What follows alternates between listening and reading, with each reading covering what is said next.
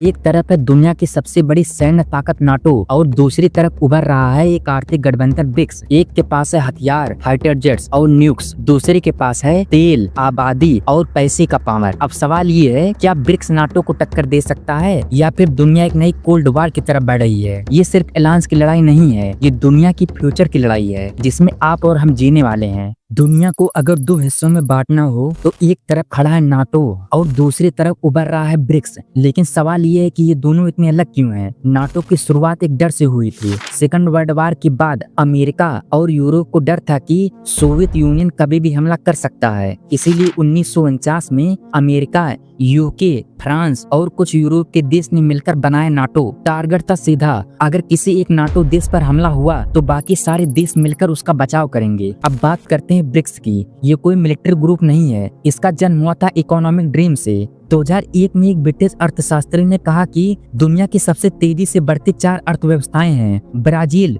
रसिया, India और China, और इनसे मिलकर बनेगा भविष्य का नया आर्थिक ब्लॉक। बाद में 2010 में साउथ अफ्रीका भी जुड़ गया और तब से ये ग्रुप कहलाने लगा ब्रिक्स। लेकिन फर्क साफ था, नाटो बना था युद्ध के डर से, ब्रिक्स बना था आर्थिक ताकत को एक साथ लाने के लिए। एक तरफ है मिलिट्री अलायंस जो बंदूक लेकर चलता है, दूसरी तरफ है इकोनॉमिक ब्लॉक जो दुनिया के पैसे और संसाधनों को फ्यूचर में बदलना चाहता है। लेकिन अब जब ब्रिक्स अपना विस्तार कर रहा है, नए देश जुड़ रहे हैं और अमेरिका चीन जैसे टकराव बढ़ रहे हैं, तो क्या ये दोनों टकरा सकते हैं? आखिर कौन है ज्यादा ताकतवर, नाटो या ब्रिक्स? किसी भी टक्कर में जीत उसी की होती है जिसके पास ताकत ज्यादा हो। लेकिन ताकत सिर्फ हथियारों में नहीं होती, ताकत होती है पैसों में, तकनीकी में और उस भरोसे में जो दूसरे देशों को तुम्हारी तरफ खींच लाए। तो चलिए समझते हैं नाटो और ब्रिक्स किसके पास है असली ताकत। नाटो के पास है दुनिया की सबसे बड़ी आर्मी अलायंस में से एक, 32 देश जिसमें America, UK, France, Germany, Italy, Turkey जैसे मिलिट्री जायंट शामिल है। सिर्फ अमेरिका की एलोन डिफेंस बजट है 887 बिलियन से भी ज्यादा, जो पूरे ब्रिक्स के कंबाइंड ताकत से भी ज्यादा है। नाटो के पास है 3.5 मिलियन से ज्यादा एक्टिव और रिजर्व सोल्जर, हजारों फाइटर जेट्स, वारशिप और nuclear weapon, advance surveillance, AI warfare और 5th जनरेशन डिफेंस टेक। मतलब अगर आज युद्ध हुआ तो नाटो आज भी अनमैच्ड पावर है। अब आते हैं ब्रिक्स पर, जिसकी असली गेम मिलिट्री नहीं इकोनॉमी है। ब्रिक्स में है वो देश जो आज दुनिया की 40% से ज्यादा पॉपुलेशन को रिप्रेजेंट करते हैं। और जब नए देश जैसे Saudi Arabia, UAE, Egypt, Iran, Ethiopia को भी जोड़ा गया तो ब्रिक्स एक महाशक्ति बन रहा है ग्लोबल साउथ का।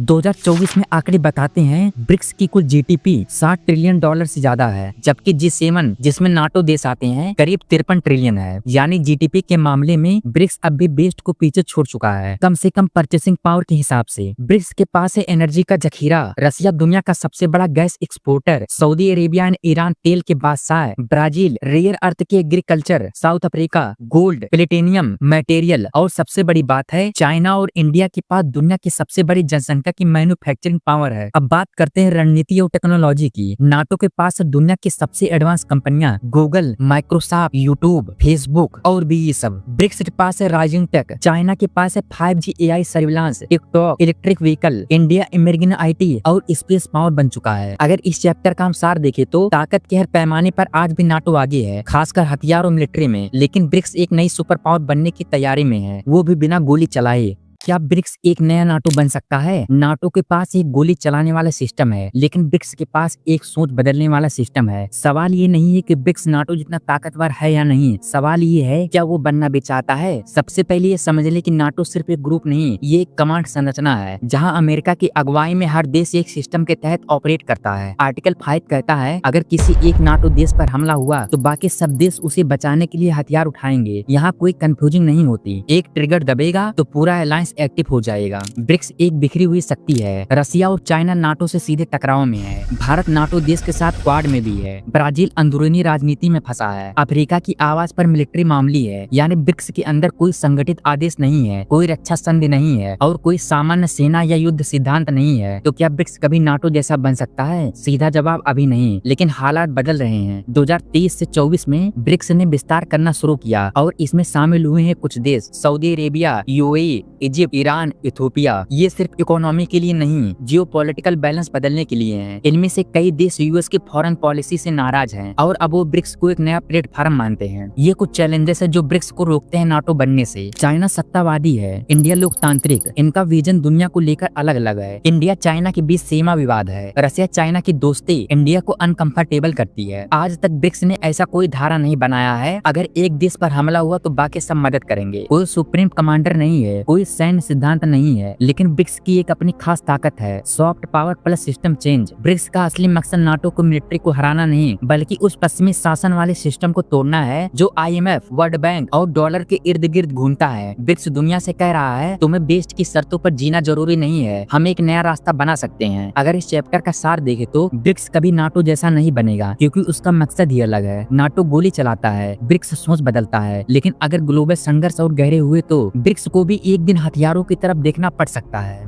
दुनिया किसके साथ खड़ी है? जब दो ताकतवर गुट आमने सामने होते हैं तो दुनिया के बाकी देशों को एक न एक तरफ झुकना ही पड़ता है। सवाल ये नहीं होता है कौन सही है, सवाल ये होता है किसके साथ खड़ा होना फायदेमंद है। नाटो के साथ खड़े हैं America, UK, Germany, France, Canada, Japan, Australia, Italy और लगभग पूरा यूरोप। इन देशों के पास है high tech military power, global media control, dollar domination और इंटरनेशनल संस्थाओं पर कई दशक पुराना प्रभाव है। ये वही सिस्टम है जो IMF, वर्ल्ड बैंक, UN जैसे प्लेटफॉर्म पर आज भी करते आए हैं। इन देशों का कहानी होता है हम लोकतंत्र और मानवाधिकारों के रक्षक हैं, लेकिन असल में ये ताकत के दम पर दुनिया का एजेंडा सेट करते हैं। ब्रिक्स के साथ जुड़ रहे हैं वो देश जो दशकों से पश्चिमी दबाव और आर्थिक शोषण से परेशान है। इनमें शामिल है रशिया, नाटो का सीधा विरोधी, चाइना, यूएस का strategic competitor, India, Brazil, South Africa, non western लोकतंत्र। नए सदस्य हैं Saudi Arabia, UAE, Egypt, Iran, Ethiopia. ये वो देश हैं जो अब कह रहे हैं हमारी दुनिया हमारी शर्तों पर चलेगी। ब्रिक्स कैंप में ऐसे भी देश आना चाहते हैं जिन्हें डॉलर सिस्टम और पश्चिमी सेक्शन से चिढ़ है। ये कुछ ऐसे देश हैं जो दोनों के बीच में है, तुर्की,